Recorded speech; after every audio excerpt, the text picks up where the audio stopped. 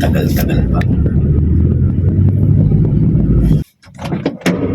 Kuya, ano ba naman yan? Ang tagal-tagal mo naman.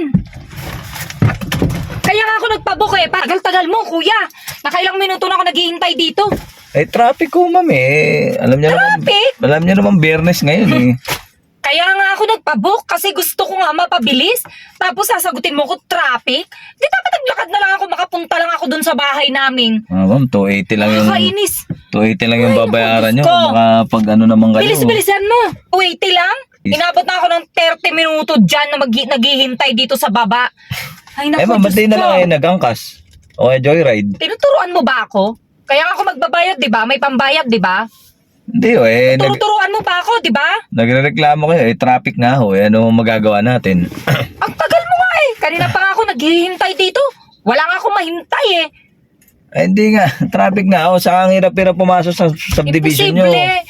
Yun naman pala, di dapat sinabi mo na hindi mo kaya. Nang tumakbo na lang ako sa iba. Hindi ho. Hindi ho sa ganun, ma'am. Nagmamadali ako eh. Dapat to. Hinihintay ako eh. Angkas na lang ho. Dapat kayo. Hindi ano.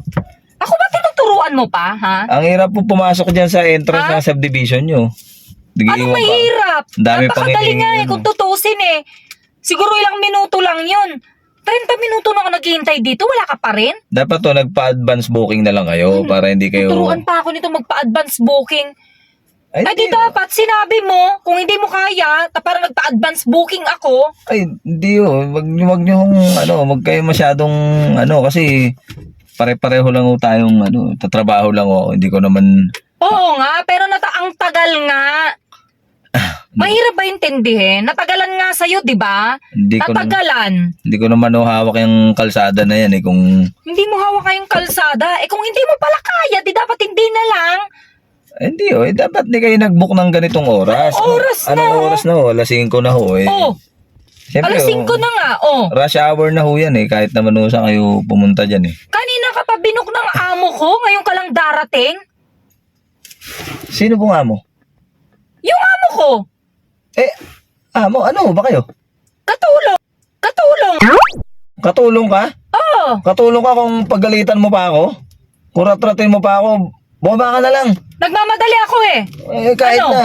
Kanina pa nag-book yung amo ko eh. Dapat nag-angkas ka na lang. Ba't raratratin mo pa ako?